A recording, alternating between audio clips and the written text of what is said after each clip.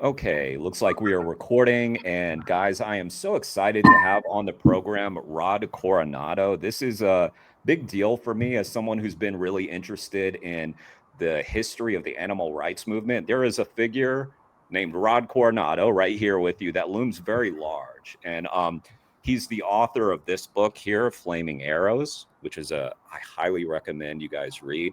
Rod Coronado is most famous as one of the most prominent members of the Animal Liberation Front and Sea Shepherd. He sank 2 whaling vessels with a buddy of his as part of Sea Shepherd. He liberated tons of mink and horses and just all kind. And the story that I've been reading in preparation for this, rereading actually, because it's one of my favorite books, is Operation Bite Back by Dean Kuipers, which is a story about Rod Coronado, and it honestly is one of the most crazy stories that I've read. So, Rod, welcome to the program. It's nice to have you. Thank you so much, Jeremy. It's an honor to be here and to speak to your audience, and look forward to having a chat about some of those things and more, I hope. Yeah. And, even before we started recording, you kind of alluded to this, how we're speaking to different generations. Now, it's interesting to me, and I'm a little dismayed that it took so long into my activism career to actually learn more and more about the ALF.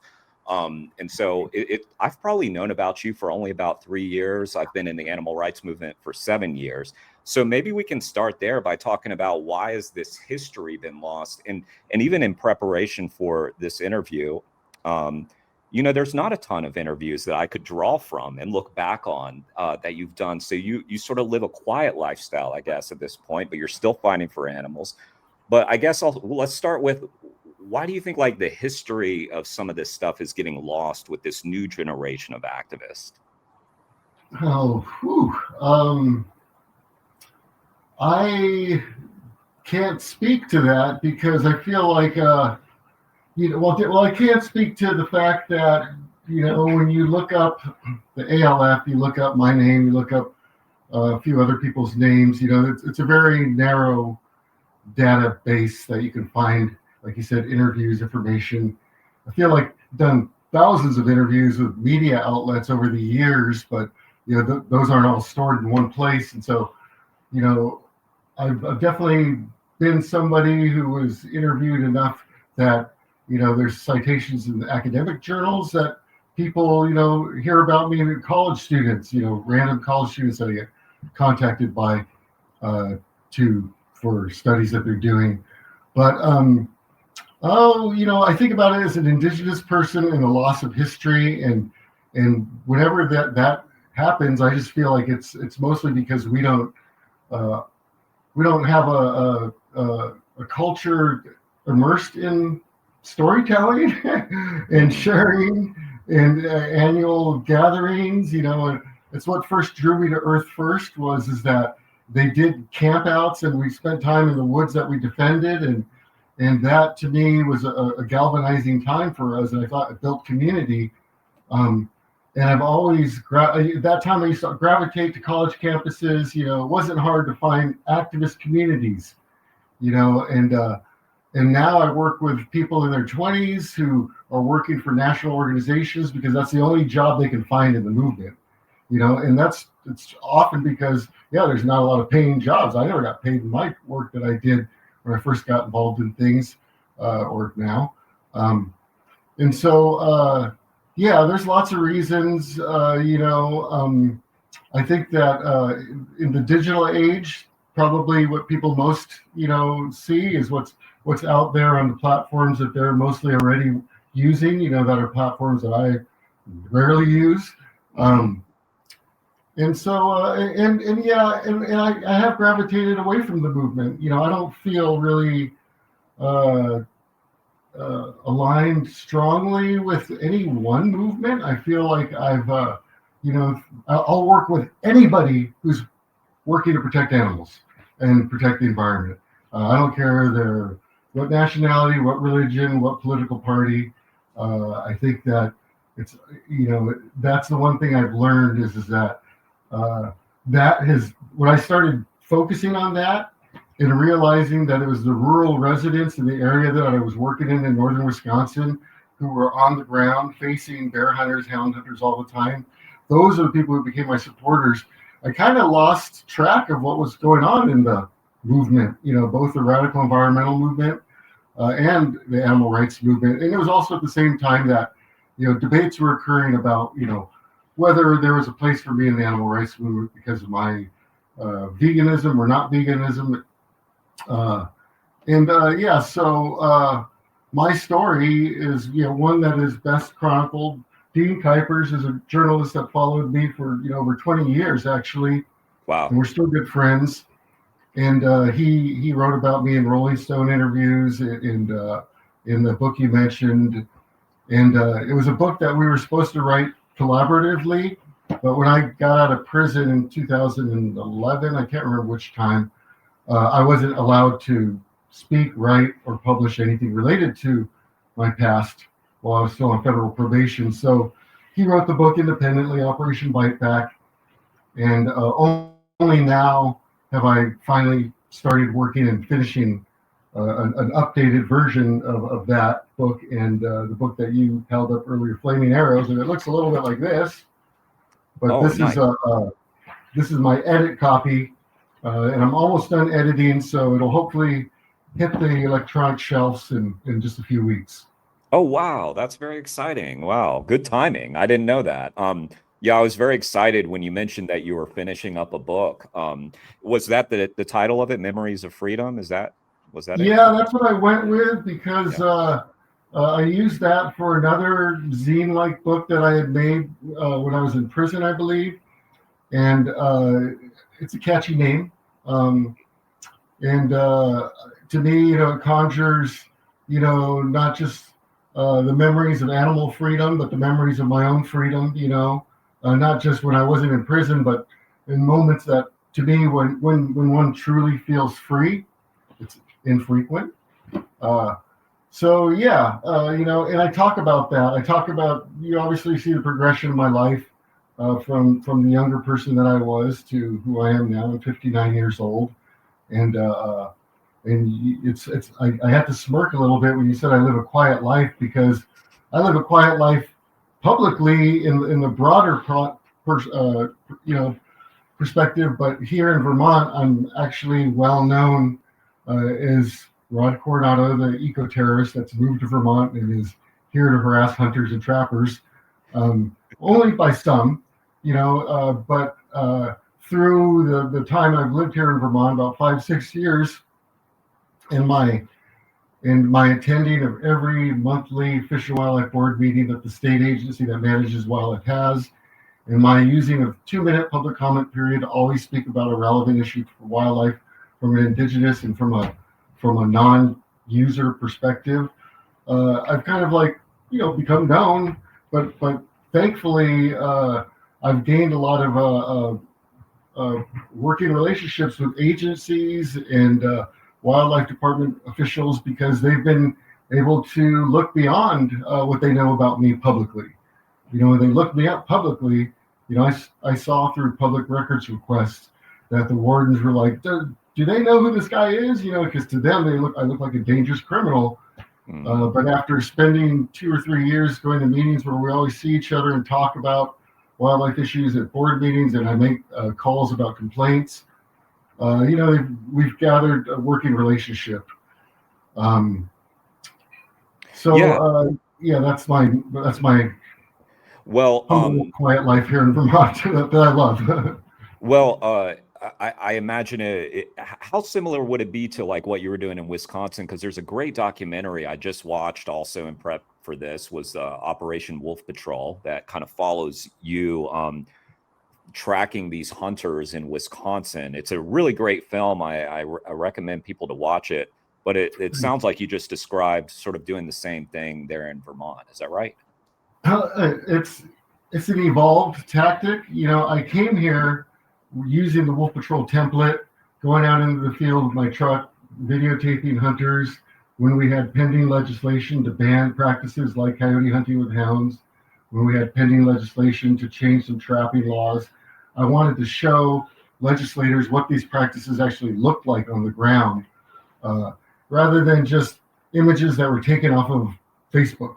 I wanted to be able to say this is one hunter in Addison County, that has a history of these violations, because I've done public records requests, and very much provide informed information on these practices.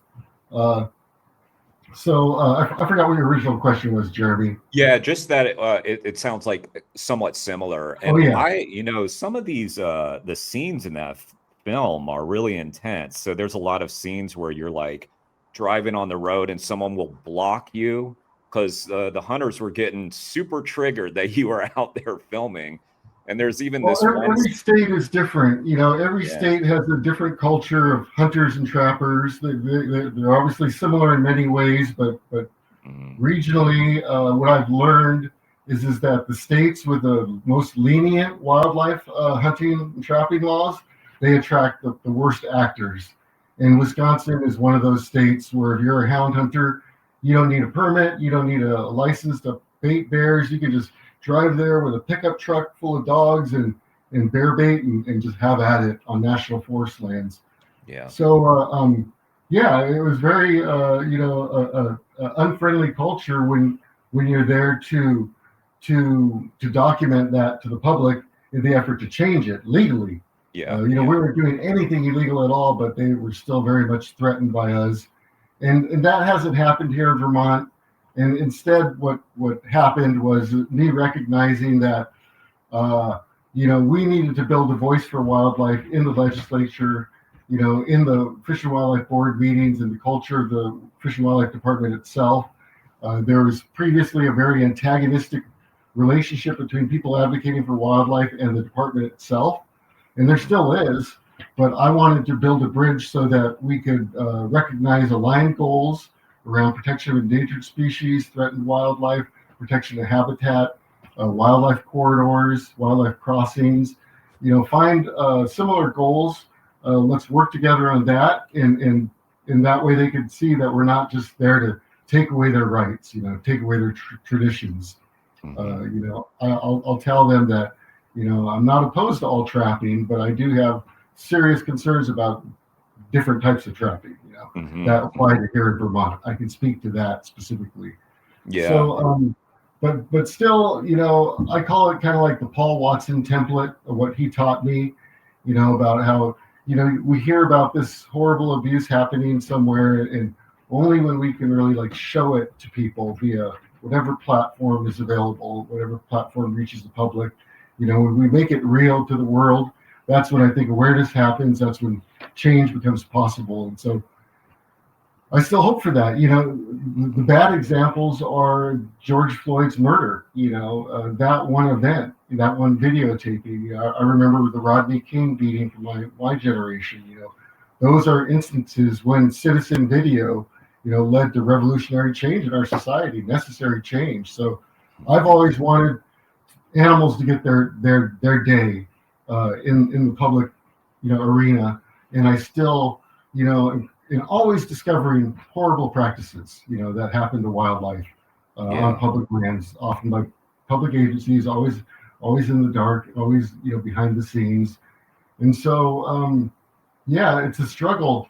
So when you say, why doesn't the movement know my story? I feel like it's often because maybe my story's different. I've stopped working, more with the movement, and I've been more fluid. And after, I got out of prison, I recognized that it wasn't going to take much for me to get back in prison. As soon as I sabotaged one single trap, I slashed one hunter's tire, that would be it. They would be reinforced on who I am, and they put me back to where they believe that I belong. And instead, I don't give them that excuse, that reason. I am in the field. I am monitoring hunting and trapping practices in Vermont. I very much tell the wardens that. I go, but I'm looking for the bad actors. I go, I don't have a problem with people that are following the law, but I'm going to report you if you're doing something illegal. Yeah. So essentially, it sounds like you've sort of evolved to work within the law. and become almost more of a journalist. Now, I wonder, it's interesting because there's some tension that you felt with that in your story, as documented in that Operation Bite Back. When you were doing global investigations, you had started this, you had this group, I believe it was Friends of the Animals, had commissioned you to go and look at mink farms.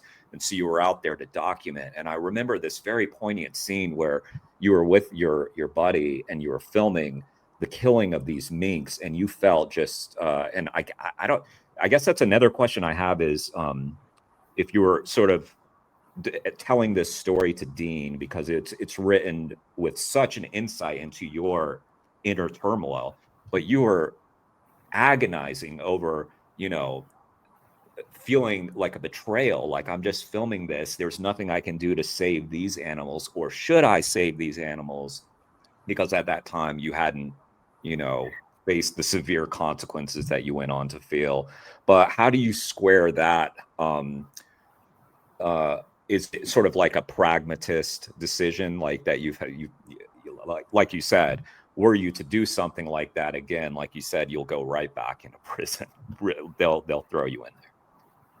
Well, animals survive by being wiser and learning how to cope with their threats, mostly humans, and think about wildlife. And I definitely, learned quickly, especially after the 90s and the early 2000s with the ELF and the ALF successes, is that, it wasn't going to, there were plenty of federal laws available to criminalize somebody rescuing mink from a fur farm, somebody doing what in the past might have been a simple criminal act that got them a few months in jail at the most, but what is most the struggle that I write about, and that I've spoken about it in lectures, and it's always about, as a human being, those, when we take the decision to fight for animals, we're acting on our hearts. We learn the science, we learn the facts, we learn the reasons why later. But I think initially it's we know in our hearts what is wrong and what is right. And when we see the way that our society treats animals, regardless of how accepted it is, we know it's wrong. And so when we are called to act for animals, and we are in those moments where we see something that we know is obviously wrong, we're making a cost-benefit analysis with our brain, not with our hearts. I'm saying the videotape I'm making here is going to reach millions of people, and they're going to save more than the 200 mink that I'm witnessing dying today. And I'm rationalizing the reasons why I'm doing what I'm doing. But my heart still knows what I'm witnessing. And so that's the way I cope with that is I make a deal. I make a deal that I'm going to be committed to doing everything I humanly possibly can to destroy that industry that is destroying those animals. And that meant going through a list of half a dozen researchers that were involved with mink farm research and targeting them as long as I could, because I knew that once I started, there would only be so long before I would be caught, and the pattern would be predicted and everybody would be on guard, and that played out. It took a couple of years. And so I did that. I went to prison. I got out, and I do what I can for fur bearers here, because it might not have been in the same magnitude, but when I saw my first foothold trap and body gripping trap set in a waterway in my town, I felt the same struggle. My inclination was, I'm the only person here that's going to save this animal. I'm aware of this trap. It's my obligation. And I didn't do it because I knew, again, I'm going to get criminalized in my new state I just got moved into, and I'm an elected official. It's going to be controversial in this town if I spring a trap.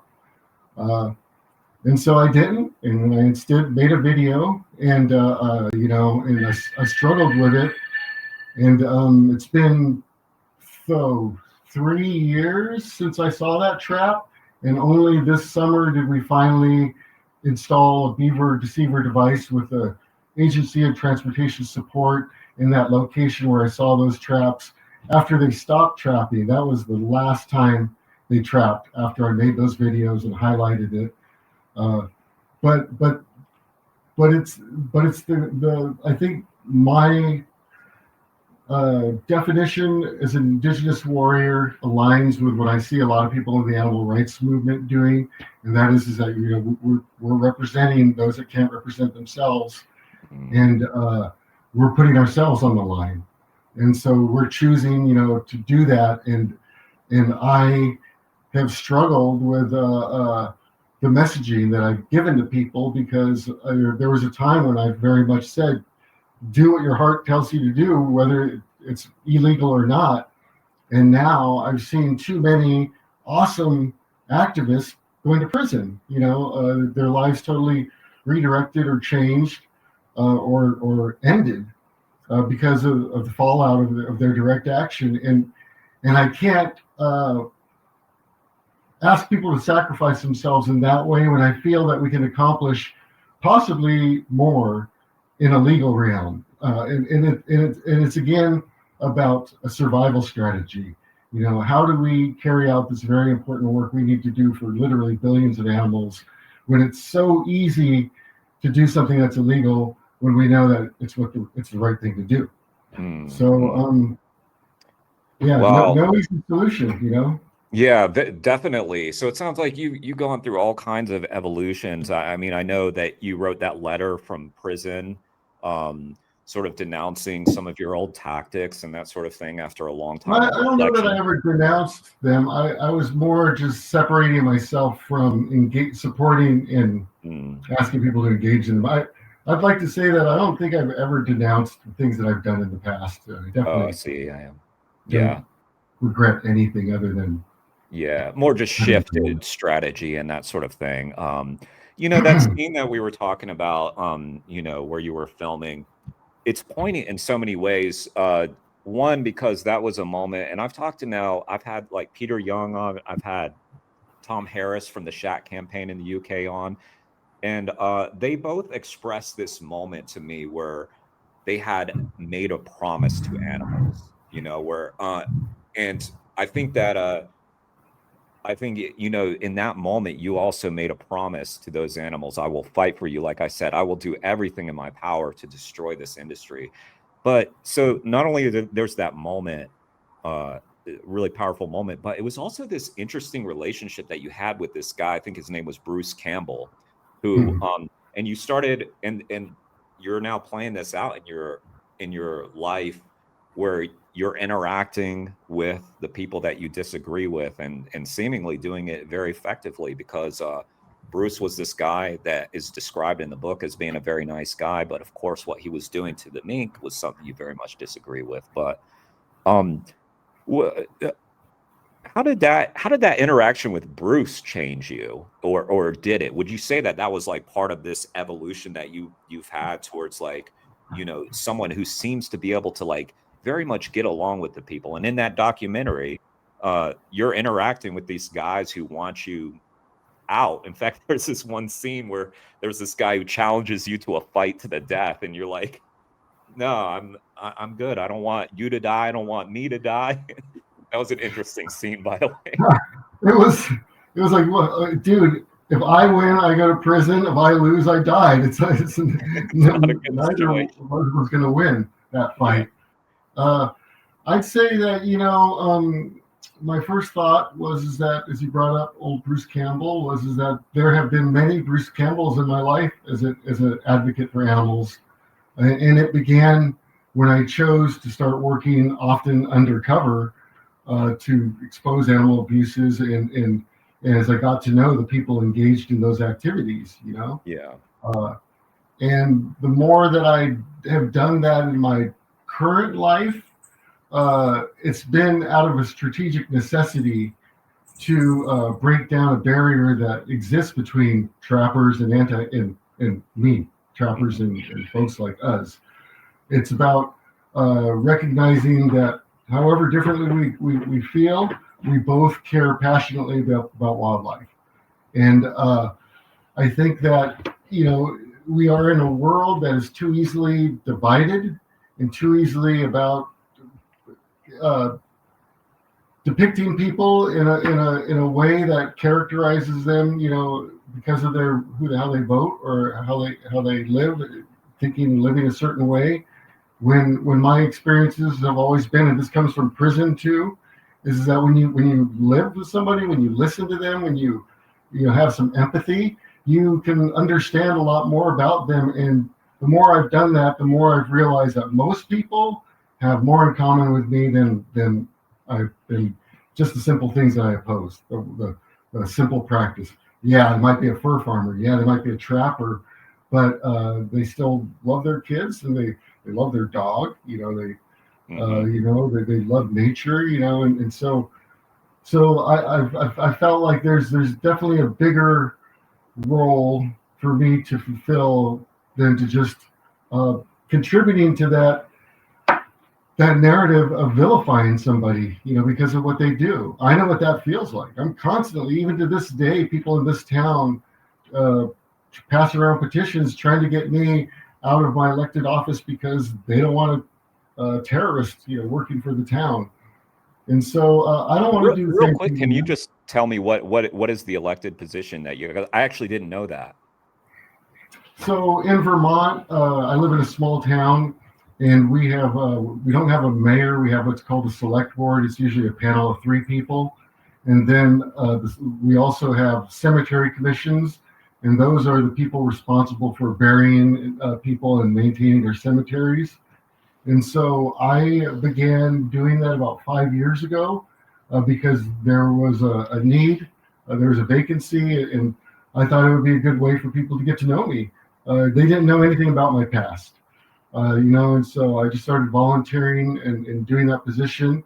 And when it came out that my history came out because I started opposing the local trapping that I was witnessing 3 or 4 years ago. That's when people started, having problems. And so, one individual asked me to resign. I refused to resign. So what they did is that they circulated a petition asking that convicted felons not be allowed to hold elected office. And every year in Vermont, we have town hall meetings where one day a year, everybody gets together and you got to be there in person to vote. And so they got everybody in this rural white Republican poor town together, and they said, we don't want convicted criminals to hold office. And I was also up for re-election. And so they ran another local guy who was from the town, who grew up his whole life, and the town re-elected me. And they also didn't pass the petition about banning felons. And it was because they know who I am now. They were surprised to find out about my past and my beliefs, but I've buried a lot of people's family members, and they see me digging the freaking graves and, mowing grass. And so it's hard to say that I'm a bad terrorist when I'm just doing something that needs to get done in town. Yeah. It's like, people can change, obviously. But like you said, you don't denounce what you've done in your past necessarily because it came from a good place in your heart. And, we should get into some of that stuff too. There's so much that you said. I do want to say real quick, you had brought up this division, and I had told you before our interview, like, yeah, I feel like the animal rights movement is, at least on YouTube, animal rights movement on YouTube, is sort of divided at the moment because of a pretty divisive interview that took place I had told you about. I don't want to get into the specifics of that, but just to let you know, since you said that you've kind of inched away from the animal rights movement in the broader sense, that this is kind of one of those moments where there is a divide, and it's based on differing beliefs and different strategies. And as somebody who's been part of the movement for so many years and dealt with that, what would be your message to people, like especially within our movement, who come from very good place, I think, and are just trying to make it better? What do you think? I know that's broad. Sorry. Yeah, very broad. Yeah. And like I told you in the email, I didn't get a chance to watch any full interview, so I'm not trying to make light of it. When I giggled a little bit, I was just giggling at the concept of the animal rights movement on YouTube, but I get it. Right. You know, when things got more online with advocacy, you know, I think people had started having less real interactions, and I think it became a lot easier to be misinterpreted, or to have your opinions become inflamed easily or something, polarized. You know, it's just you're not looking at the person, you're just reading words.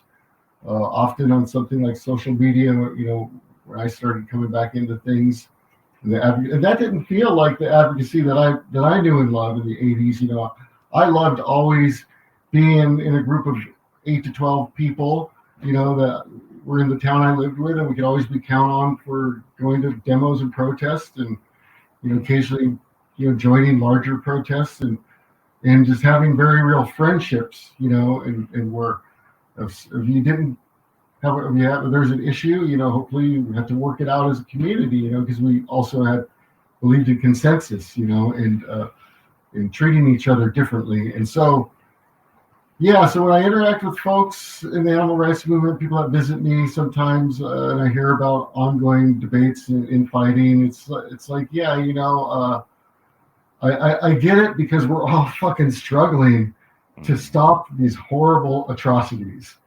And it's always the 11th hour, and it's easy to criticize each other. You know, it's who we're comfortable criticizing. You know, and but yeah, it's not who deserves the criticism. There's no one way to do this. You know, I've definitely learned. I know what works in rural Vermont. You know, and I'm learning. And I know it works in Vermont, the state, legislatively, but I'm not going to say that it works in all 50 states. I'm not going to say it works in the world. But I am going to try to, you know, learn from other successful strategies. And I think that anyone who is engaged in a successful strategy, but for me, it's also about, you know, not just what you do, but how you do it. And I don't like the culture of tolerating somebody's behavior because they're a great activist. You know, I think that if you're a great activist, you have an obligation to treat others the way that you want to be treated, the way that, you know, you think animals should be treated. You know, this is all about creating a different society where we're not treated like objects, or being, you know, or, you know, inanimate objects. And yeah, so I'm not saying, yeah, I don't know the issues around the infighting, you know, but I do know that it can be destructive. And I know in today's world, it can really impact young people to be criticized, you know, and by their peers and by their fellows. And so, yeah, I just would, you know, try to remember that, you know, we're all in this not because we're so angry and hateful filled for the people who are doing these things, but because we love and care so much about animals, you know, who can't represent themselves. And so, you know, it's out of kindness, and that kindness exists in everybody. You know, it's what we should always be appealing to. And I think we should be, you know, first and foremost, supporting each other, you know, in the struggle. My cat's getting zoomies right now. Yeah, but, nice. But yeah, you know, and so part of the work that I do with my therapist personally is part of my recovery from the trauma that I feel like I've exposed myself to and experienced in my life, is to try to find ways, you know, of healing. And part of it is in making us better people, so that we can be better advocates, you know, so that when people look at us, they're like, wow, I really like the way that Jeremy, you know, or Rod lives his life, you know, how he represents, and, you know, how he doesn't talk over folks, you know. And, you know, I think that that's the kind of modeling and reinforcement that you know, we should always be giving, especially, I feel that as an older person. But yeah, so yeah, be kind. Yeah. Treat each other with respect. Well, basic well stuff. said. Yeah, thanks for sharing All your the stuff thoughts on that. all the stuff that was on your kindergarten wall. Right, exactly. Yeah, just go back, go back. Yeah, all the way back. Speaking of, like, that's a good segue because I want to go back a little bit in time. You had brought up, Paul Watson.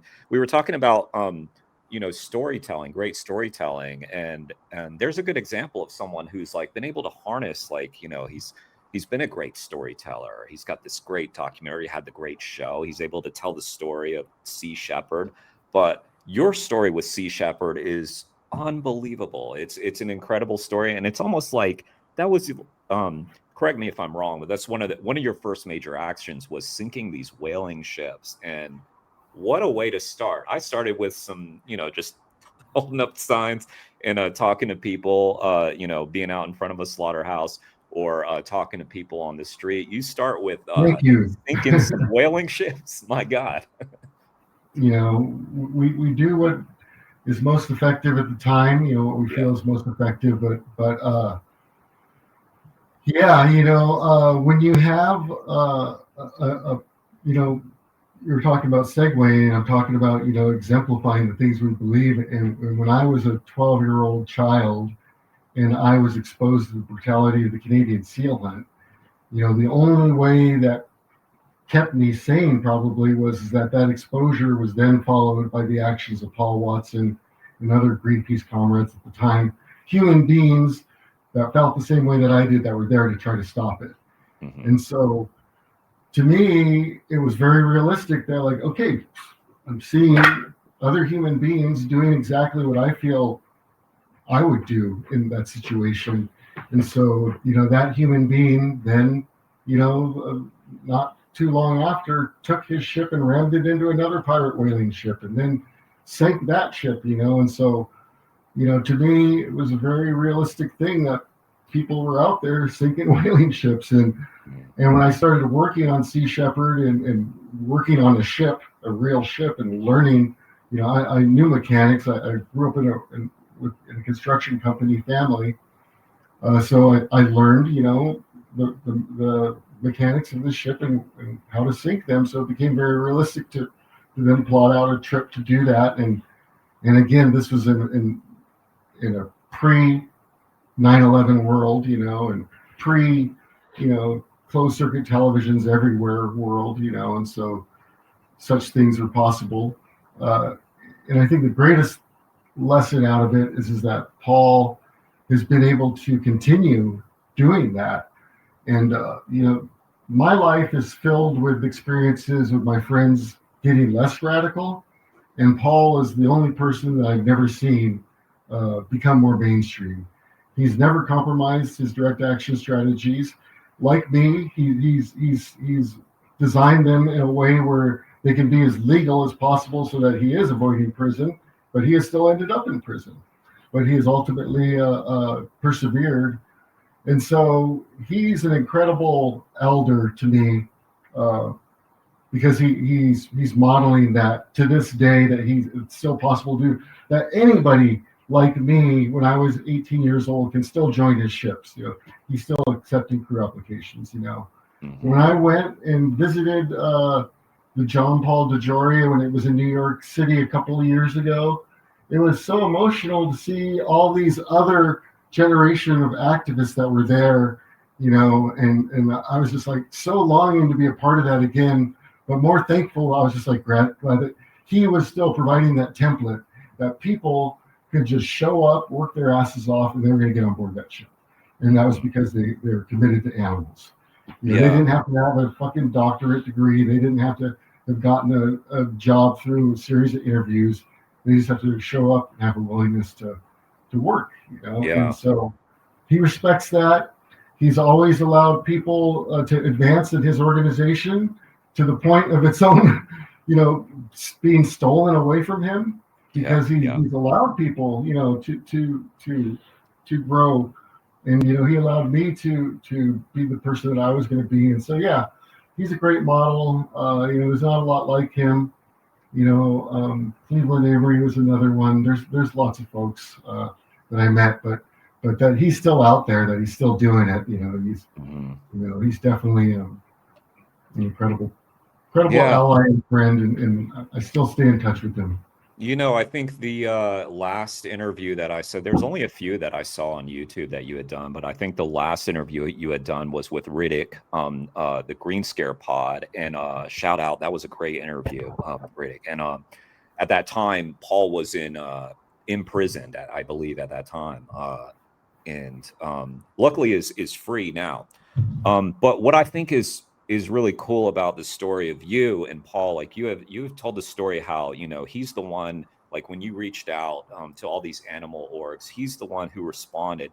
And then when you and David Howitz, you guys went and sank these whaling ships, wild story, by the way, like you guys got pulled over as you were leaving, and luckily the cop just didn't have a sense of what was going on and you guys were able to leave. But it was Paul, I feel like you must have you gained some respect, because like you, he was willing to put his skin in the game, and he was willing to take the rap for the sinking of the whaling ships, and went there and basically challenged them to, arrest me if you want to do this. So yeah, my respect for people who have like been willing to put themselves on the line in the way that you have and others have is just so high, because there's really, other than some fame in what our small animal rights movement, right? It's not that broad. There's really very little to be gained, and you're doing it for these animals who have like no way to thank you. So I tip my hat to you, and that's just what a wild time. Like, I mean, and then to go from that to all the actions that you did for the mink and the horses and just all of these animals is it's pretty mind-blowing. Did that time period for you just feel like a whirlwind? Because it seemed like you were real swept up, you real passionate, raring to go. Like, take me back into that time period and what that was like for you mentally. It must have been wild. You're talking about like the 80s. Yeah, the 80s and 80s 90s. and Yeah, 90s, early 90s. right. Part Yeah. of many people's lives. Yeah, I was born in 84, by the way. So I'm reading about actions that took place sometimes when I was like 4 or 5 years old. And Yeah. yeah, Again, it was the alignment of the planets and the stars. There was Paul Watson modeling, his strategies. There was Dave Foreman giving heart-wrenching stump speeches in defense of wilderness. Go out there and take action at night. There was the ALF breaking into labs. England was on fire. We were all looking towards them for direction. Real people doing real campaigns. There was real movements. We gathered. We had events together, and yeah, it became those things. I think a lot of it was about recognizing that a lot of social change comes from pretty in the street radical action, and that it might not be the thing that ultimately changes everything, but it's usually something that starts it. And we knew that it was our time. It was our time for, the queer movement was just growing in the Bay Area. The radical environmental movement was growing. The animal liberation movement was growing. The Bay Area was already a history, a breeding ground for past struggles with Black liberation, and gay movement. And so I grew up, looking at the newspapers and just seeing those people fighting for these things as I grew up. So it was normal for me to seek out and find others, and thankfully there were others, and it was easier to find them. But it was a heyday for sure, because this was when we were just we were romanticizing illegal action. We were enraptured with the idea of sabotaging logging equipment at night. It was sexy. People had yet to be the target of federal grand juries. People had yet to be convicted, sent to prison for long periods of time. And like all systems do when there's underground resistance, they squash it and they make an example of the people that they squash to intimidate others from ever doing that kind of resistance. Yeah. And so they effectively did that. And I think that out of the latter 90s, early 2000s, people became afraid. And I think that they saw what happened to people like myself and others, and chose to find a different form of activism. And, I can't blame them, but at the same time, it's never wrong to rescue an animal from a place of abuse, and if you can make a cost benefit analysis and know that you're only going to do 30 days in prison or 6 months in jail, and that's worth it to you, and you can endure that, then by all means, you should take that action. But not everybody can do that. And often, if you're an animal rights activist, if you're a radical environmentalist already, and if you attack a known target, with smashing windows, you might just find yourself the target of a terrorism enhancement or a federal case. Yeah. So yeah, I lived through that.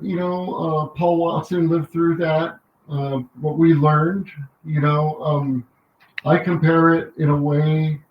When I got out of prison, and when you were speaking to my public statement, I felt like I was operating as a revolutionary soldier in the way that the Irish Republican Army does, whereby they used armed struggle until politics changed things enough that they didn't have to, and when it changed, they became a part of that system. Those people who were building the bombs and shooting, British authorities became, they sat in seats of parliament, and became part of the new society.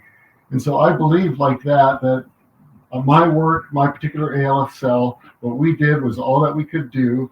And unless I wanted to spend the rest of my life in prison, I couldn't do ALF actions anymore. And in what I saw that is it was me making a surrender, terms of surrender, so that I could go about my life and advocate for animals in a different way. And so that's my trajectory. Other people, I participated in the Standing Rock occupation against the pipeline a few years ago. Saw thousands and thousands of young people, a lot of indigenous young people there, and I was really thinking like, wow, where do all these people go from here? I'd love to think that they're going to take this experience and grow with it, because it was, life-changing to come together like that. But I also knew that like there was all this corporate, privatized, security and counterterrorism that was targeting those very same communities of activists. And I was like, fuck, it's so hard for somebody like I was when I was 15, 16 years old, getting inspired by Paul Watson and Dave Foreman. It's so hard for somebody today to follow their heart and to avoid a prison cell, Well, you say that. Yeah, you say that though. Interestingly, like there are parts in that book that I'm referencing so much that you had a clear-eyed view of what you were doing and the risk you were taking. There's like some parts in the book that describe, you realize taking this action, I know where this leads. It leads to me getting shot, or killed or in prison for a long time. So I wonder, like, were you dealing with, like, it sounds like you had a lot of pessimism for the future of your life. It sounds like you knew you were going into something like a dark place for you personally. And did you also feel pessimism for the animals at the time? And you thought something like, let me just save the animals that I can? Or were you optimistic? Did you feel like, I can actually make a, huge impact on this? Because it seems like in your story that there was like a progression of desperation. You started to feel, correct me if I'm wrong, you started to feel more and more desperate. And that's when you started to make some mistakes and sort of led to your imprisonment. But yeah, I mean, because it does sound like you were ready. You knew like you were going to pay the price. And you made that calculation. Well, this was all the period of time that you're speaking about, that Dean Kuipers writes about, is 92, 93. This is immediately in the wake of the Randy Weaver assault by the FBI and the ATF in Idaho that led to his son and wife's death. This is immediately after the Branch Davidian storming by FBI and ATF, and I forget the number of people that died there. And this was after I had been living on the Standing Rock Reservation of South Dakota in 1992 and was very well acquainted with the history of the FBI's counterterrorism campaigns there that led to many activist deaths. So for me, the trajectory was clear that more than likely I was going to die or end up in prison. And what I realized is that, that was true, but that also was part of the role of being part of this bigger struggle, way bigger than the animal rights movement, way bigger than anything in my lifetime, but a generational resistance to colonialization, to the destruction of the natural world here in North America, whatever you want to call it. There have been people fighting that battle for centuries. And it goes back beyond North America, speaking about Ireland, and other places. And so for me, it becomes a very spiritual resistance when you recognize that, wow, I'm doing what I can in this period of time that I live, knowing that I'm not going to change everything that I want to change, but maybe I will keep that flame burning long enough that the next person takes the torch that we actually will get there. And none of those past generations had any knowledge of where we were going to go and how much we were going to accomplish, but they sure as hell hoped. And so I feel like you describe it as desperation, and that's my criticism of that book is that I reread that before I wrote my book, and I was like, yeah, I don't like it.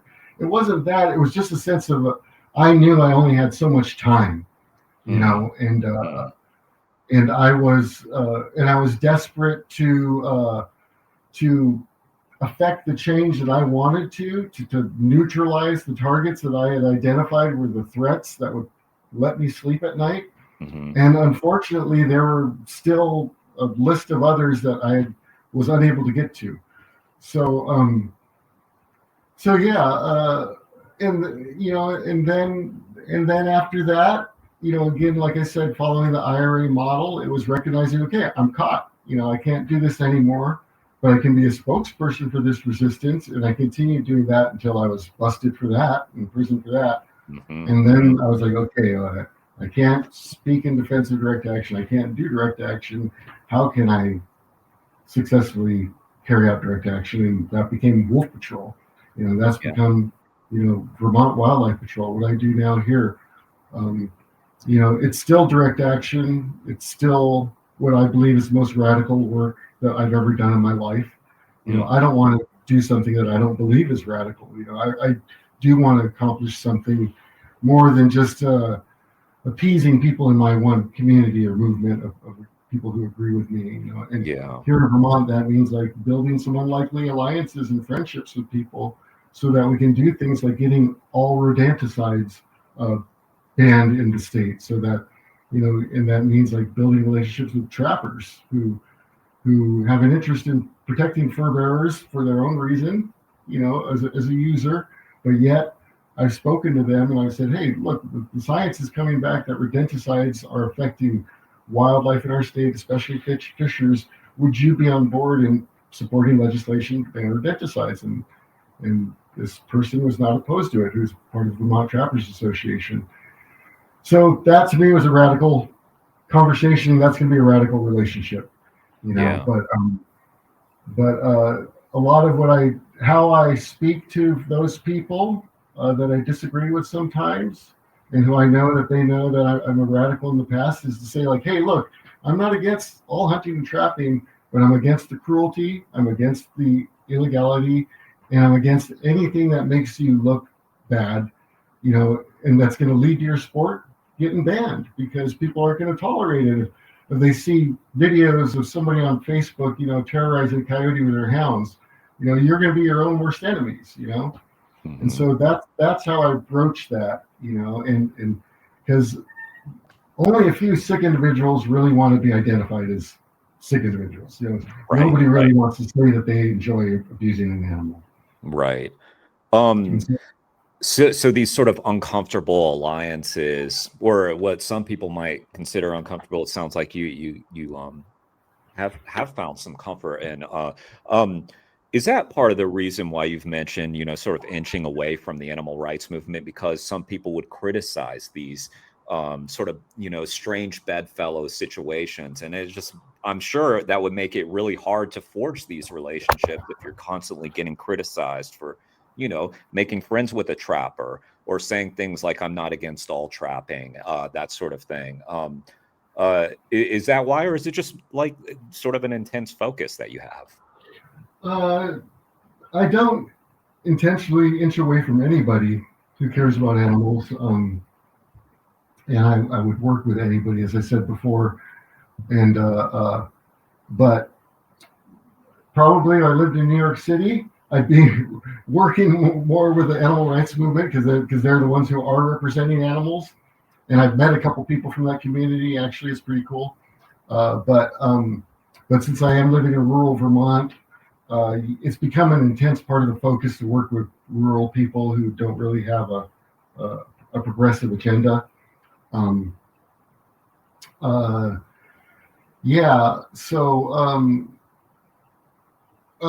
But I do, I love the fact that the beaver deceiver device that I talk about installing here, that was funded in part by In Defense of Animals, which is an organization that I used to get arrested for in the 1980s. And so I've been really proud to see that the state or the national organization has a state representative here in Vermont, and I work closely with them, Katie. We worked in the Capitol. We worked for animals. She was here helping me install the device, and I love that I have that relationship with. She's the animal rights movement to me. My friend Bob Galvin, who used to work for Animal Wellness Action, he's one of my best friends. He's vegan and he's a lobbyist for animals and wildlife and the environment, and I feel like he's somebody who represents the animal rights movement in Vermont. I don't know. Maybe he's connected with it in some way, But so I do enjoy having that relationship with still some younger folks that are more animal rightsy than I am, because, like I said, I'll work with anybody who wants to protect animals, and I expect that it's going to be some young folks that see themselves as animal rights vegan that are going to show up to help me, and they have. It's going to be other folks as well. But when I was doing wolf patrol work, I really, I wished more and more people would come and help us. It was often just a handful of us, 4 or 5 of us out there. Yeah. You saw the documentary. Yeah, it seemed like a small crew, just a couple people out. Yeah, and I felt like that was, the quixotic struggle is, we were always waiting for other people to show up to back us up. We wanted the troops to arrive, and we wanted our standing rock for the wolves of northern Wisconsin. We wanted the movement to come in and rescue us, but when we first started doing that work, we had conflicts with the movement, and like you said, a lot of it was over not being opposed to all hunting, not being opposed to all trapping, but being issue specific to wolf hunting, wolf trapping. So I really encourage people to practice tolerance, and to learn tolerance. The best way we can hopefully lead people to want to change their lives and the way they treat animals is because they see the way that we're doing it is a way that's healthier and happier and more fulfilling, and then they follow us by our model, not by our constant nagging or anything. So that's kind of where I'm at. Yeah. And I love the fact that 99.9% of the people that I meet these days do not know anything about me in the past, and Yeah, that's interesting. They don't ever know that. That's interesting too, how you described your town reacted by re-electing you. I think that's really incredible too, because I mean, it sounds like someone, was really trying to paint you as, you know, like you said, a terrorist, and sounds like that didn't work. And usually, when people are demonized, I feel like it's pretty effective. So, I mean, that's obviously a testament to the relationship building that you've practiced for a long time. Like you said, that people knew you, so it's hard to paint someone in that way. Well, and again, I think it's built off recognizing our commonality, appealing to people's compassion, empathy. It's like, I talk about horrible incidences like George Floyd's murder, but look at all the bravery and the courage. I mean, I still get choked up thinking about it, the resistance, that was born out of that, Yeah. And now what's being done, by our government with ICE, and Trump, and look at the brave people standing up. Yeah, I've seen you in past interviews. It really gets to you. You have like a real soft place in your heart, seeing the people stand up against this oppression. And yeah, I wonder, I wonder what is the thing that makes you choke up about? And I wonder if I look back to your past sometimes, like some of the things that you were reading early on about Geronimo and the American Indian movement, and sort of recognizing that whole struggle and everything. Are you sort of do you draw from that? I know that's been a big part of your life. I draw from my cats. Yeah. Right. Yeah, I think that one thing that I've learned, I've seen a lot of my friends in the struggle medicate themselves. I medicate myself. I've seen a lot of people take their lives. I've seen a lot of people, not do healthy things for themselves as a coping mechanism for what we've chosen to expose ourselves to.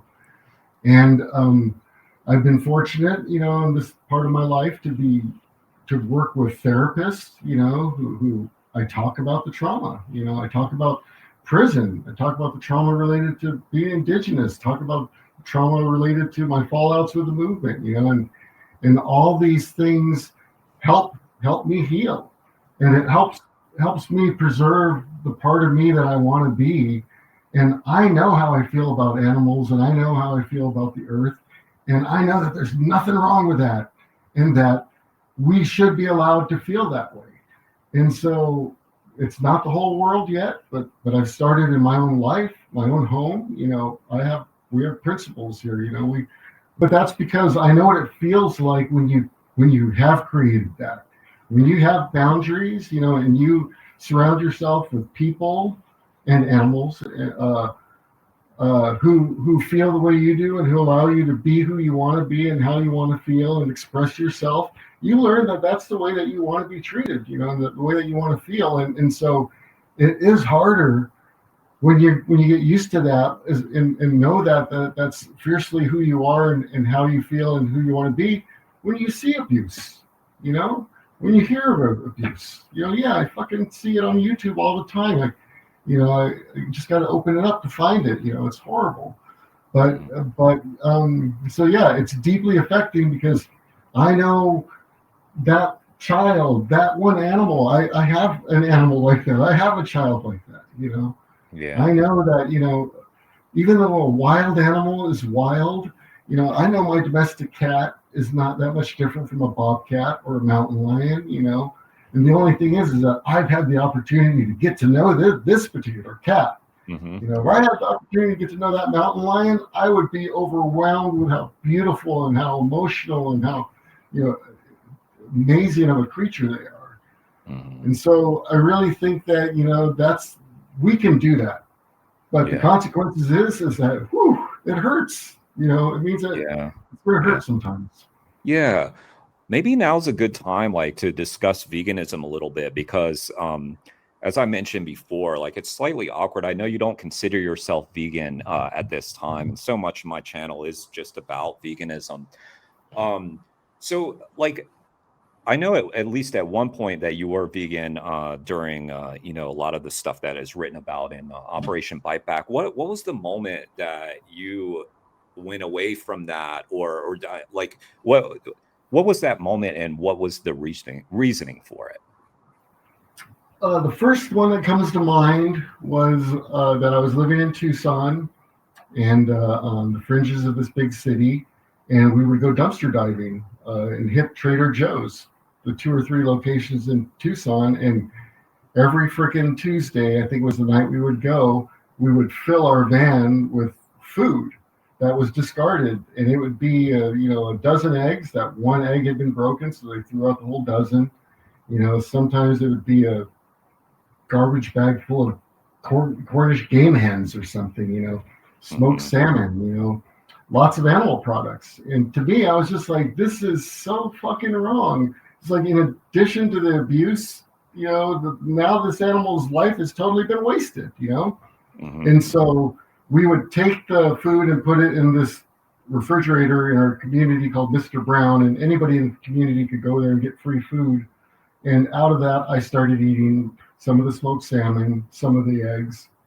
And it was also at a time when I had become too soy dependent, and I was starting to have health issues related to that.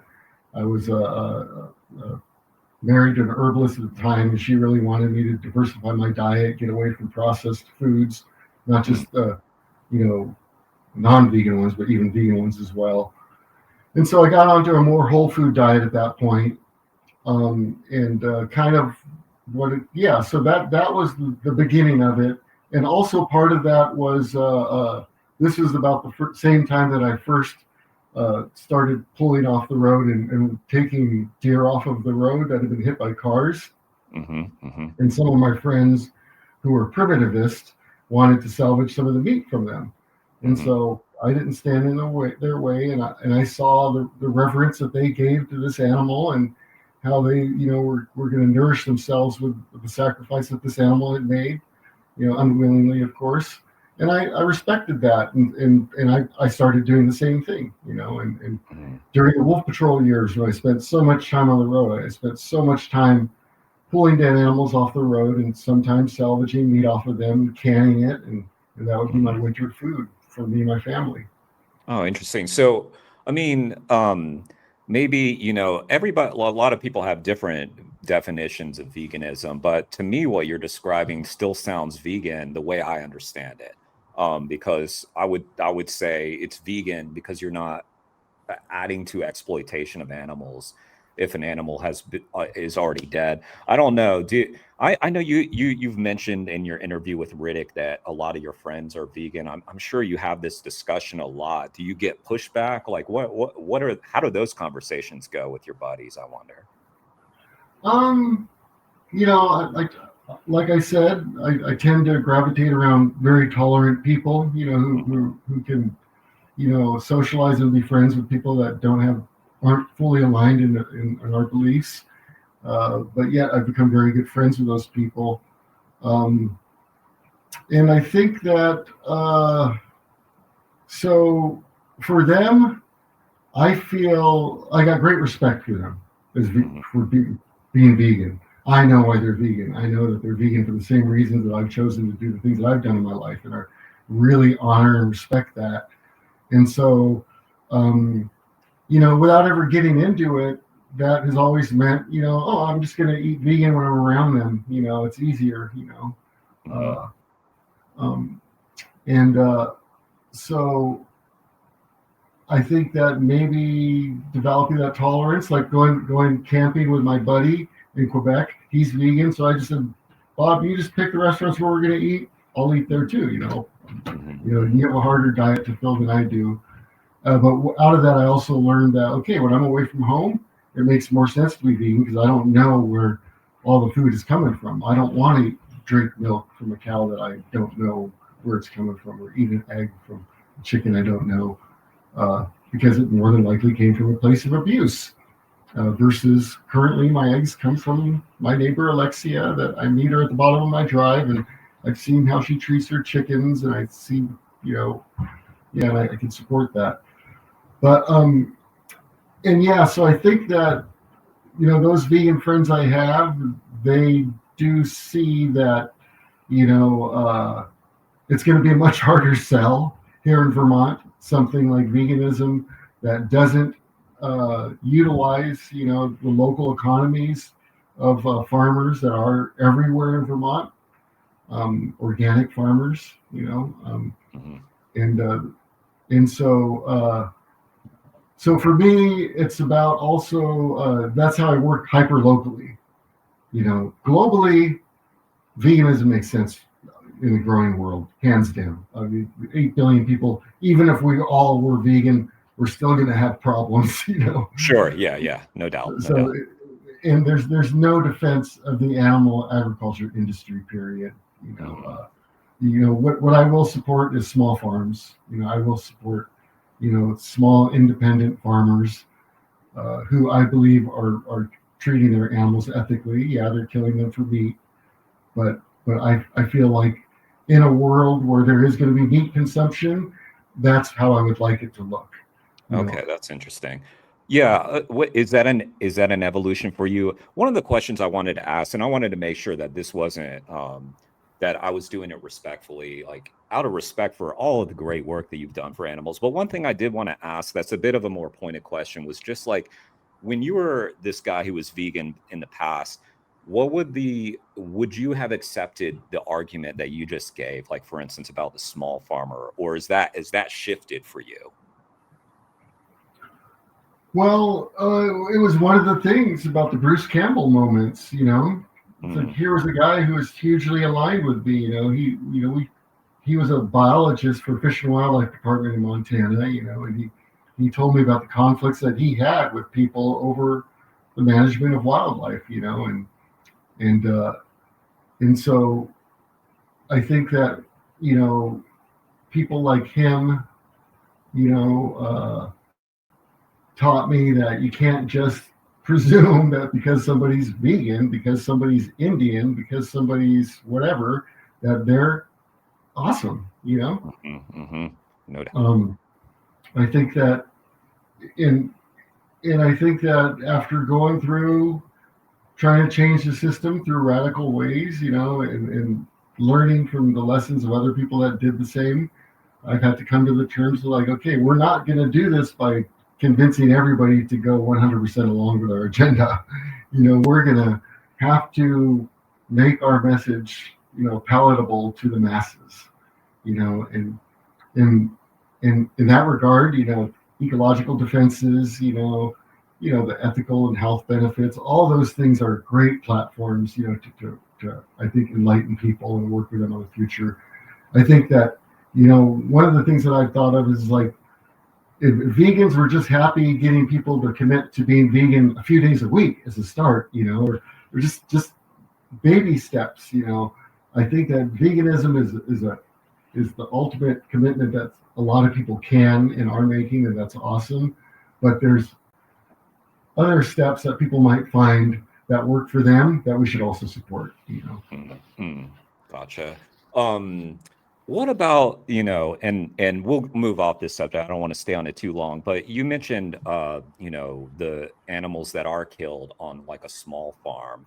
Like when we're talking about like a Bruce Campbell, we're talking about like the people involved, and like, yes, like there's a certain way of understanding Bruce, that he's not just one way.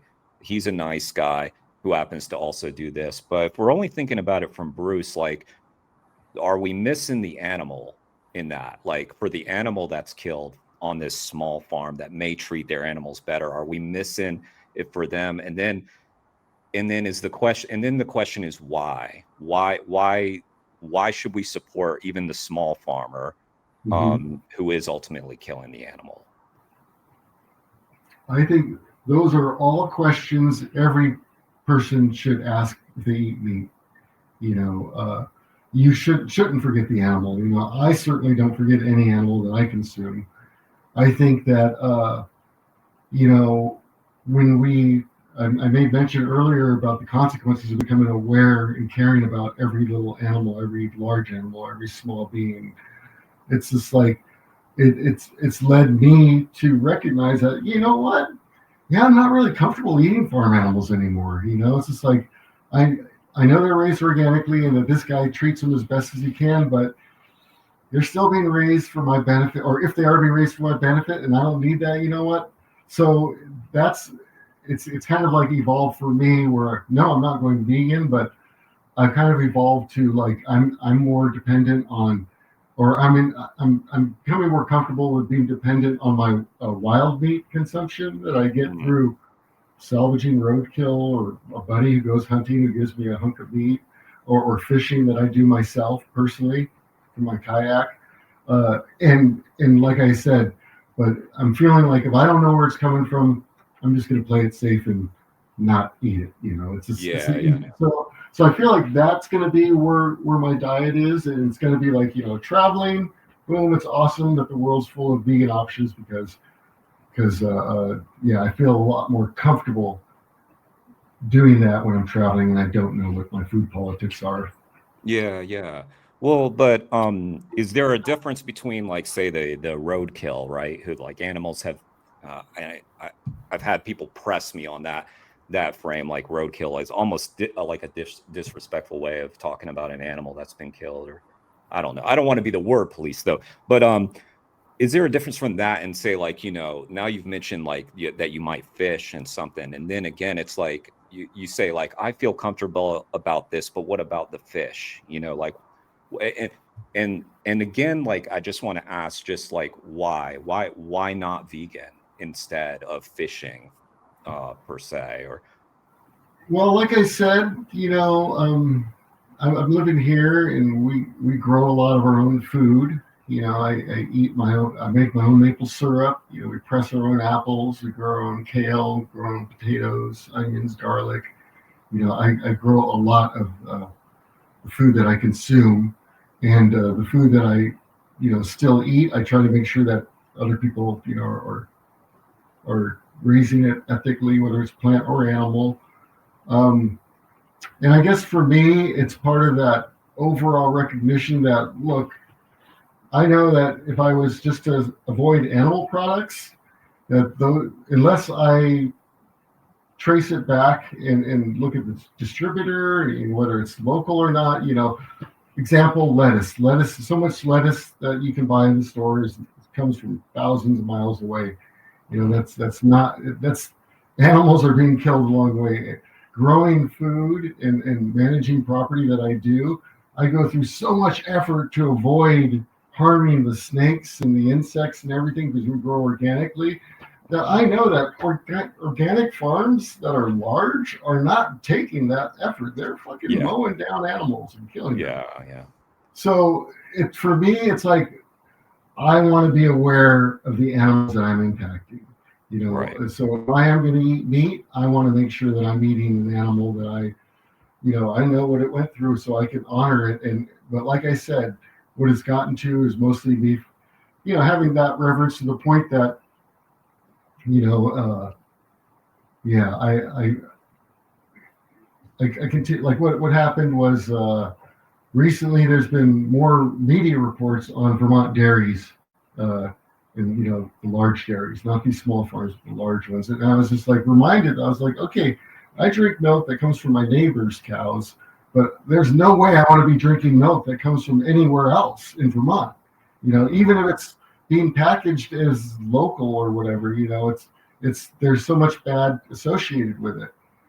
And ultimately, as an ecologist, I got to recognize that all animal agriculture has a extensively negative impact on the environment. But my pragmatic, advocate role recognizes that in Vermont, you are going to politically die if you're opposed to farming. If you want to affect change for animals and wildlife, you have to build relationships with people who are using animals in a more respectful way, and that is the small farmers.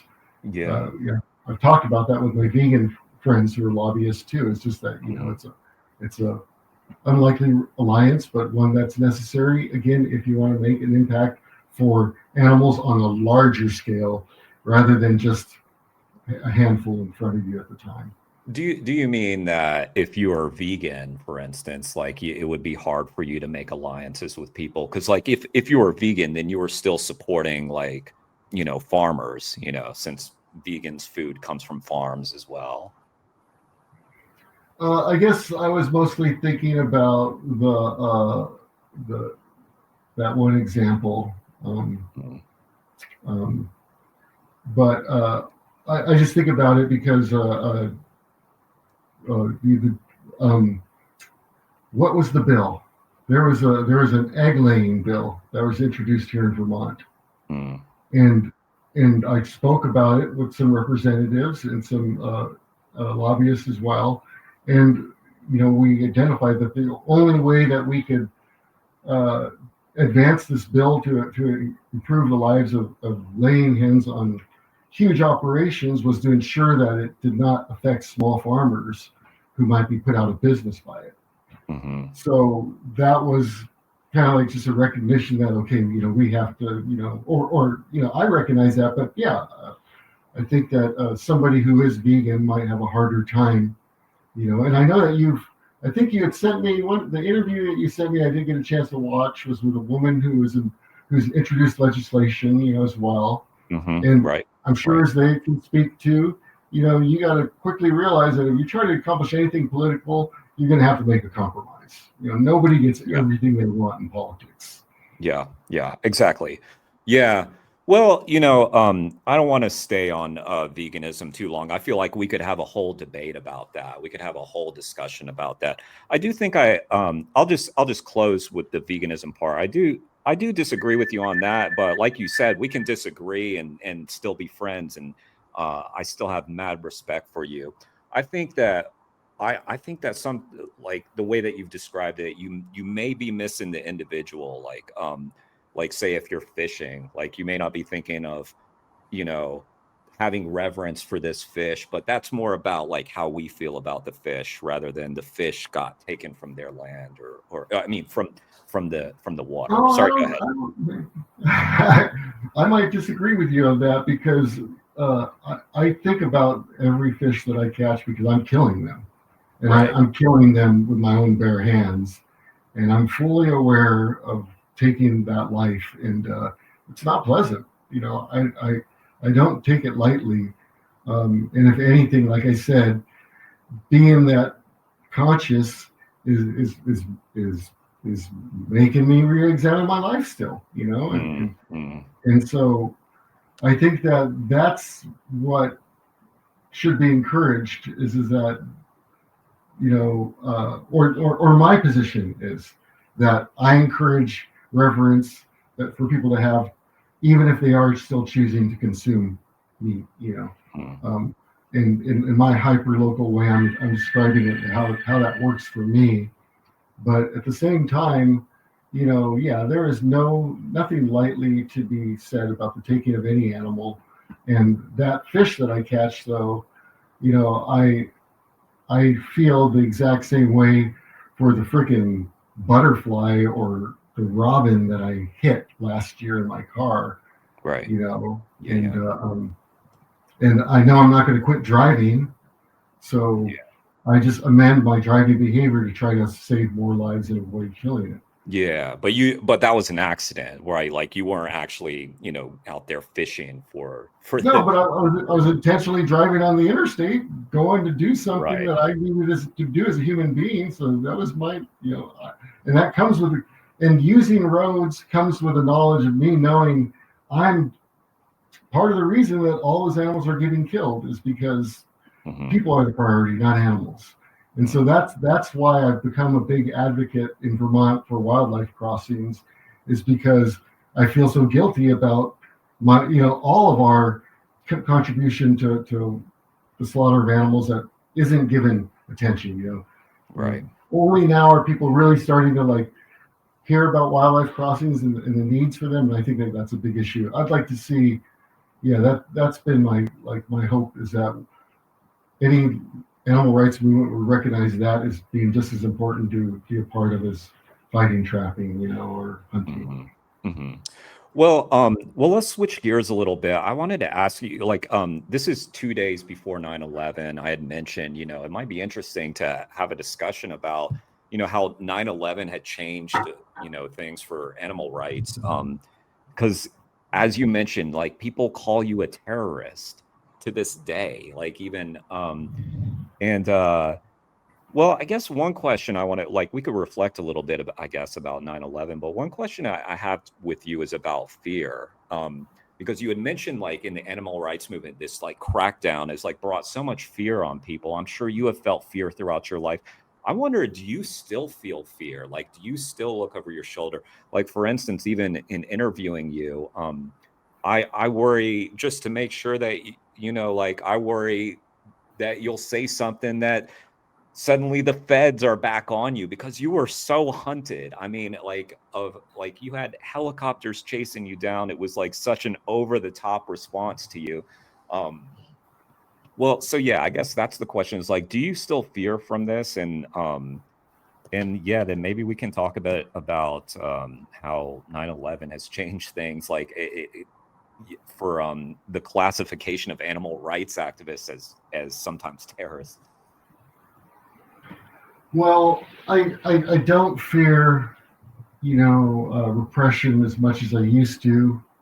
I'm aware of local people who are very much opposed to me and who might do harm to my animals or the lands, the beavers that I care about. That's what I fear. I don't fear the feds kicking in my door. I still dream very frequently about being in prison, and I have recurring dreams about being a fugitive. And it's dreams that I have of like it's the instant when the crime has been committed and I'm now recognizing that I'm being pursued and that I have to escape. And I'm always like, oh fuck, this again, this life, all this, what do I have to do? And I always wake up and I'm like, ooh, I'm so glad I don't have that life anymore, And that's what I bought with months off my own life when I took a plea bargain and I said, I want to be able to come clean with anything that you might want to further prosecute me for in the future. Let's get it all out in the open now, make that part of this plea deal, because I don't want to be worried about something. There were things that I had done that I got away with, that somebody could easily have become a snitch today, 5 years from now, and say, you know what, I'm going to decide to tell the feds what me and Rod did that time. And so instead, I accepted responsibility for those crimes that I did. And it meant that I would be able to go about my life, and like I said, making the commitment to not be engaged in those types of illegal activities anymore, which I've managed to maintain to this day, minus accidentally maybe. And I say accidentally stepping on a wolf trap or something, because those things happen and happened, but it wasn't our intention to do that. Right. This is in Wisconsin. But and they know about that. They know about that. Just trying to protect you, They will when they read my book. A quick question. You had mentioned, and I feel like this wouldn't have been super controversial for other people to say, but I worry that it could be for you to say. You had mentioned, like, if you have the ability to go and spend 3 months or 6 months in prison, then yeah, by all means. Like, do you fear comments like that could land you back in hot water? Because I don't know. Like, I'm trying to navigate it. I don't. I hate the idea that I would police my own speech. I ask myself that a lot since January, and the actions of the president have shown their targeting of people that look a lot like me and believe a lot like me. I've had to identify, that there's a lot of people in this town that would love to see me rounded up and shipped off to another country,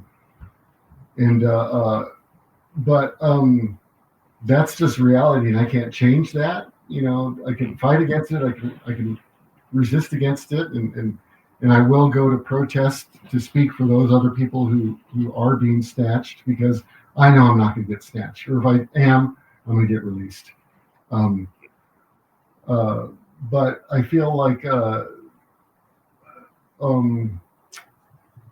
don't feel like that's something that is a reality too much for most people, and I'm glad it's not a reality for me anymore. But I think it's important to recognize that it is happening to folks, and that I talk about the dreams that I always have, and often they are about prison and stuff, but it's always about also it's not a horrible dream. It's about just recognizing that this is a place where I spent a large chunk of my life. But I'm just digressing. I imagine that's a big, well, not to get into your therapy, but I assume like in therapy, that's something that you discuss quite a bit is that past and these dreams and that sort of thing. But don't tell me if you don't, like, therapy is very personal. So. Yeah, no. The funny thing is that I talk about it because it's a familiar place, and it's not a threatening place when I'm in prison. It's the prison guards are the nice ones that I remember. Oh wow, yeah. And but I have a very unique perspective of prison, because I went to prison for things that I consciously chose to do, and I knew why I was going there. I didn't just by virtue of trying to feed my family get snatched up and thrown in prison. Yeah. And I met a lot of people in prison that were those people, and but definitely I feel that there's an obligation to speak out. That because we do live in a first world country, and that because some of us have more privileges than others, then that we have an obligation to put ourselves at some risk. And for me, if just talking about the shit that I did is going to get me in trouble, then I'm going to risk doing that, because I'm not going to be quiet about things that I believe in. I feel like I have the unique opportunity to talk about things that a lot of other people can't talk about, and I want to be able to, I want people to know that this isn't a story about somebody who's doing things a different way now and regrets what they did in their early part of their life. That's not that story. This is a story about somebody who's doing things differently than they did when they were younger, but very much still believes in the reasons behind the actions that they did, and does not regret them. Right. I regret shit like bad relationships, things that I did personally that I feel were bad. The things that I did that sent me to prison, and those political crimes, it's like, no, I am fully aware of what I did, and in retrospect, I still am glad I did them. If anything, I was of the generation that could do those things and not have to spend 10, 20 years in prison for them. At the time, it felt like a long time, 5-6 years in prison that I've spent, but in retrospect, people are going to prison for a lot less than I ever did. Yeah, but they did throw you in jail a few times for silly things like accepting a friend request on Facebook and giving a speech explaining something that you could easily find online, for instance. So that's why I feel like a little like that's real stuff, and we're seeing that stuff being done to Palestinian activists and people that are speaking out. They're still trying those tactics, only they don't currently feel a threat from the animal rights movement that I'm aware of. I mean, I'm sure that there's places where they do, where the movement has been mobilized against particular industries. As I think vaguely. There was a friend of mine from California that lived out in Vermont for a while, and they told me about the open rescue actions in California and some of the efforts down there. And it feels like there's, people are doing some awesome work out there. Yeah. Zoe Rosenberg's going on trial in a week. Actually, she's and she's this young activist. She's 22. She's actually, I should mention, she went to the emergency room today. She has some health issues with her diabetes. bad timing. She got admitted to the hospital, and she has trial in 1 week. And I think I can't remember. It's kind of hard to keep track, but I believe she's facing like up to 5 years in prison for rescuing chickens from a factory farm there. But yeah, a lot of stuff going on out there. But I'm glad to hear that you're not always worrying and thinking about that, because that would be a crappy life, or an unfortunate way to live. Do you feel like you found like peace in your life? Would you consider yourself like, I realize that the job for animals isn't done, but do you feel like content with where you're at in your life? Oh, that's a big question. I'm learning how to be more content. I'm learning what I need to feel more content, to live in a world as violent as we live in. In a world that I recognize is going to be treating animals pretty horribly throughout the rest of my life. Probably I'll make hopefully some impacts, but institutionally speaking, I'm probably not going to see a lot of change, and so I come to terms by biting off what I know I can chew, choosing battles where I don't have to compromise my principles. I might be working within the system, but I'm going to be speaking unabashedly, how I feel about animals and wildlife. And I don't have any boss. There's no national nonprofit that pays my salary that can fire me for what I say on behalf of animals. And so I like that freedom. I couldn't feel satisfied if I had to abide by a strategy that I didn't feel 100% in support of. I had somebody else making the calls on what I did politically or as an advocate.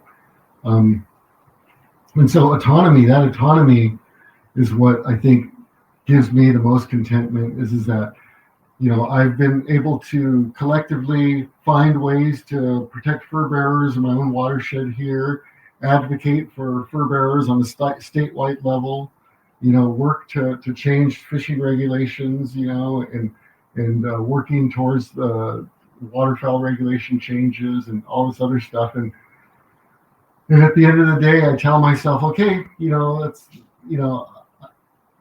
I look for the little incremental victories, when I come home after a 3-hour Fish and Wildlife Board meeting, and what I'm most inspired by is an interaction I had afterwards with one board member who is a staunch hunter trapper, but they decided to come over to me and tell me that they actually liked what I had to say.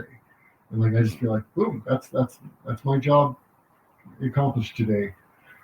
And so that's the best that you can do, but I know that there's going to be things that come down our pipeline in our lifetime that are going to be challenging, and that's the consequences of choosing to live life with an open heart. And I wouldn't have it any other way. I just got to take care of myself. You got to take care of yourself, because you're going to be exposing yourself to that. But yeah, there's no other way I can live my life. When I made that reference earlier to how much I draw from my cats, I literally lay out on the grass and play with my cats, some people would call it, but just connect with them and give so much thanks that I have these beings that are representatives of the animals who have chosen to share their life with me, and that we connect and we look in each other's eyes and we love each other so much. And I just know that they're reminding me that every single animal out there is like them. Yeah, you've dedicated your life to saving animals, and I have so much gratitude for you, because having got in the animal rights movement too, and seeing that there was this long history of people fighting for the animals before me, it's like, you set a great example of someone who has really put themselves out there for the animals. And thank you. It's so beautiful. Yeah, it's so beautiful. I'm really excited about this book too. You've talked a little bit. Did you say it was sort of like an updated version of this? Yeah, it's so I'd say, let's gotta look at the index here. Yeah, so the contents, this is the contents. Oh, yeah. Okay, So, gotcha. so it goes past Operation Bite Back. Oh, yeah. This forward is pretty much all covering new material. Gotcha. Yeah. So it's basically an autobiography. It just updated with post Operation Bite Back. Is that fair to say? Yeah, and also updated because I reread and rewrote everything to add in more anecdotal stories to Right. give acknowledgement to those young people, or not young necessarily young people, but like the other elders in my life who I had, you know, in the indigenous communities as well as the animal rights community. You know, I speak about Crest Vellucci, who I when he was alive, you know, we had a falling out, you know, but this is like, he's the one who introduced me to people in the 1980s in California that became, you know, the ALF, and I'm grateful for him. And so I'm reflecting on not our falling out. I'm reflecting on, you know, what he did in my life. So I like to be able to add that part of it. You know, I think that some people might be like, oh, I wonder what Rod's going to write about me. But, you know, I'm trying to highlight, you know, the beauty of what we all tried to do together collectively. Yeah, we all weren't perfect, you know. Yeah. We're youngsters living our lives. Well, like you touched on, when we were talking about conflict in the movement, like there's a lot of trauma, you know, that people are either witnessing and then taking on secondhand. But, you know, so it's very understandable, I think, when people have these flare-ups of emotion and passion. So, and, you know, that's sort of described in your book. You know, a lot of the early chapters are talking about you and Jonathan Paul. I had Jonathan's sister, Alexandra, on the program. And Jonathan's always kind of loomed large for me because I've known Alexandra for a little while. And then I learn about Jonathan, and it's just, and they describe a falling out that you had with Jonathan or some disagreement over strategy, but you guys still work together post, you know, differing strategies and differing priorities. And yeah, I wonder if you could reflect on your relationship with Jonathan, because like I said, he kind of looms large for me. Mm-hmm. Yeah. I met Jonathan when we both had bad 80s haircuts, probably, you know. Yeah. But, you know, I had, you know, come off the Sea Shepherd, coming off the Iceland campaign, you know, hitting the ground in California, looking for other wild-eyed radicals, you know, who care about animals and the earth. And yeah, Crest Vellucci introduced me to Jonathan Paul. And so, you know, we quickly became friends. We quickly became housemates. We quickly started doing hunt sabotage actions together, going to protest, you know. It's as much as I'll say until you read the book. Just kidding. Yeah, you don't spoil the But book. yeah, so, you know, he was very much somebody that was a very close friend and, you know, co-warrior in that formulative time of years that we spoke about earlier, the 80s and 90s. And I think that, you know, yeah, we fell out over strategic differences in the earlier years. And then, you know, we went through a period of a disagreement over criminal strategy. You know, at the time I was one of the first, you know, federally indicted ALF people that was going to probably go to prison, and people had a sense that I should make the case for animal rights for industry in court, you know, versus trying to get a lighter sentence and just, you know, come to some conclusion. So we fell out over that. You know, we got resolved over that. And then I think, yeah, went to his wedding when I got out of prison.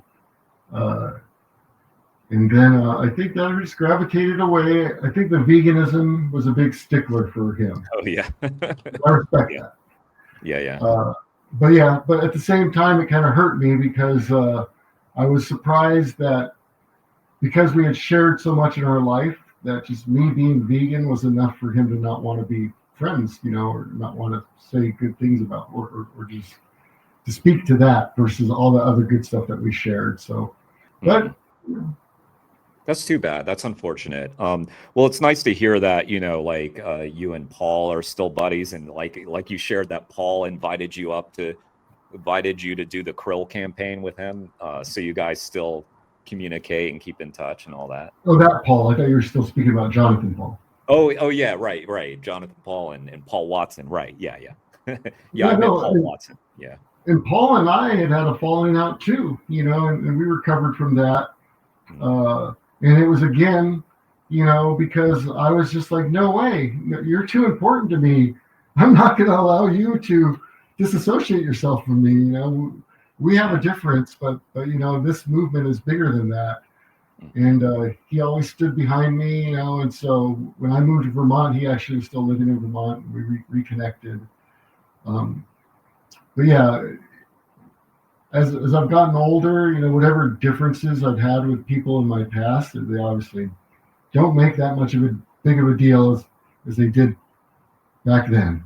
Yeah. A lot of the differences that we feel when we're young feel way more dramatic, right? You're feeling everything so dramatically without any wisdom to put things in perspective. Yeah, I used to speak about how one thing that I would still love from the animal rights movement or from my former comrades in the animal rights movement and the radical environmental movement is I'd love for us all to get together, all of those of us who have gone to prison, and you know, be able to talk about our experiences and our continuing challenges of recovering from that trauma and from being compassionate people and how we're all each facing the battles, you know, because I know that that's the battles that I faced, you know, continuing forward. And so it's made me like, wow, I wonder how all my friends are doing. I hope they get therapy, free therapy like I do in Vermont. I don't know. Probably not. Well, so that's too bad that it doesn't have that. Y'all don't have that sort of network or community, and maybe that's something that can happen. Hopefully. Yeah. Do you have a lot of reach out to, you know, some of your, like you said, your fellow comrades in the movement from past days, or is it or a lot of those relationships have fallen off? They've fallen off, you know, sadly. When I was on federal probation, I wasn't allowed to associate with any of my former friends. Yeah. And that period ended up stretching to like 5 years. And by the time that period was over, people moved on. You know, I'd actually moved out of the area. You know, I couldn't be friends with them on Facebook, so I never maintained friendships with them even on social media. Right. So what happens instead is, you know, I get a random call from somebody who's visiting Vermont that I once knew, you know, or when I go visit my family that still lives in Portland, Oregon, I get in touch with my old friends in Eugene, you know, from the Earth First community and see them perhaps, but no, not really. You know, it's, you know, we've all gotten older, we've raised kids or we are raising kids but I've always thought that, you know, the role that we played, you know, the Jonathan Pauls, the you know, the Jeffrey Lures, you know, the Shack folks that went to prison, you know, I think that, you know, we shared a struggle together, and I'm glad to have, you know, fought with those folks and been their friends, and yeah, and so now that I go about my life, is I recognize still the trauma that I have from those things, and from still being exposed to the abuses that first led me to that. I'm concerned about us, you know, those of us who make these sacrifices, because I know that we got a lot of work ahead of us, and we got to take care of ourselves. Like keep on saying, because yeah, we don't make good examples when we're all stressed out and angry all the time. Yeah. Well, I mean, in 6 years, like you said, you know, you've spent about 5-6 years at least, and is a long time. So that's a long time from your life that you gave to the animals. So really beautiful. So selfless and yeah. What are some of those things that I usually ask people, like, what are they reading? Like, obviously I recommend your book Flaming Arrows and the upcoming one. But what are some of the books that you draw from, or it could be even stuff that you just enjoy reading, or draw inspiration from? Let me go grab something real quick. Give me 10 seconds. Okay, sounds good.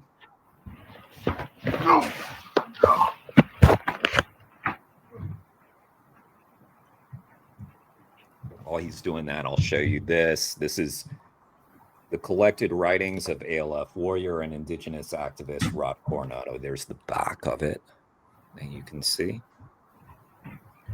By the way, you can find this book at the North American Animal Liberation Press Office. I'm sure there are other ways that you can get it as well, but I'll put links below.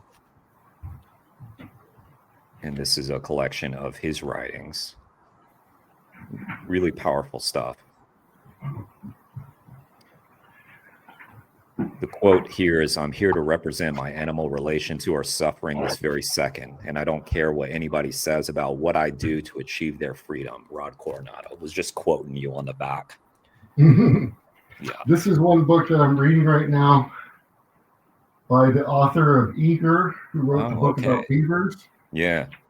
And it's about what I referenced earlier about all the science and the data around the impacts on wildlife from our infrastructure in America. And then also I'm reading, this is always on our coffee table. Oh, nice. And yeah. What this is that this goes through every month and tells you, what's going on outside with animals. The salamanders are breeding right now, and snapping turtles' eggs are hatching, and it just reminds me of this fucking amazingly beautiful world that we're gifted with, that it's our responsibility to protect. And I like, that's what I love about living, call it rurally, but living back in nature is that, I get to see that life very closely, and I'm very attached to it. Yeah. Well, and I mean, Vermont's a beautiful place, and that must be lovely. So, Rod, it's such an honor to talk to you. I have been embarrassed sometimes by my hyperbole on this channel, and some people have, I talked to John Curtin, who was like, "Listen, there's no heroes in the animal rights movement." He said, he's a hero. He's a hero. Exactly. But you as well. I mean, I think I'm going to stop fighting the hyperbole, because the people that I invite on my program are people that I have like such a high level of respect for. And like I said, your stories, it was almost like you're a mythical figure. I had this long distance relationship for a little while. And when I ended up meeting the woman, she like poked me, like, she was like, just to see that I'm real. I feel like I would have poked you too, just like, Rod's real. Oh my God. Because you're like a mythical figure in these books. Your stories are incredible. So yeah. Well, this mythical figure snores and farts just like every other human being. There you go. Well, I really appreciate you, the work you're doing. And, I haven't watched your channel completely, but I know that you're on your own mission, and I support it. And I hope that, you, as well as your listeners, watchers, viewers, feel that I'm not a mythical figure, but I'm actually somebody who's still very much accessible. Yeah. And if you're ever coming through Vermont, look me up. And give you a tour of the state capitol, introduce you to some pro-animal legislators. I really appreciate the opportunity to talk to you, Jeremy. Yeah, Thanks. and my channel's very small at the moment, but you're always welcome back on if there's ever anything you want to talk about, or if you want to reach a small audience of mostly animal rights activists. I'll say mostly animal rights activists, vegans who have been mostly. I'm trying to expand it, broaden it out so that more people will see the content. But I hope that everybody will be inspired by Rod's story. It's an incredible story. And Rod, are there places that you want me specifically to link to for people to be able to find you if they want, or certain websites or anything like that? I would say if you want to see what issues I'm working on every month, you can look at the Vermont Fish and Wildlife Board. They have a YouTube channel, and they have monthly meetings, and every month I'm speaking at the beginning of those meetings for my 2 allotted minutes on an important Okay. wildlife issue. Interesting. Okay. And so you can look back on that YouTube channel for the last 2 years, and I'm one of the guys, one of the only 2 people that ever shows up to talk. Oh, okay. Well, great. Well, thanks for your commitment to the animals. That's amazing. Because I know those, I don't know if you enjoy them, but I know from like, I was a reporter for a while and had to go sit in some of those meetings, and they can be grueling, but it sounds like you thrive on it. It sounds like. Yeah. I mean, it's sometimes there's great value going into a room when you know you're not welcome, Right. and you making yourself feel welcome and being there long enough until you are welcome. Yeah. That's what we got to do. That's some real power right there. All right. Well, Rod Coronado, thank you so much. Appreciate you. Cheers, Jeremy. Take care.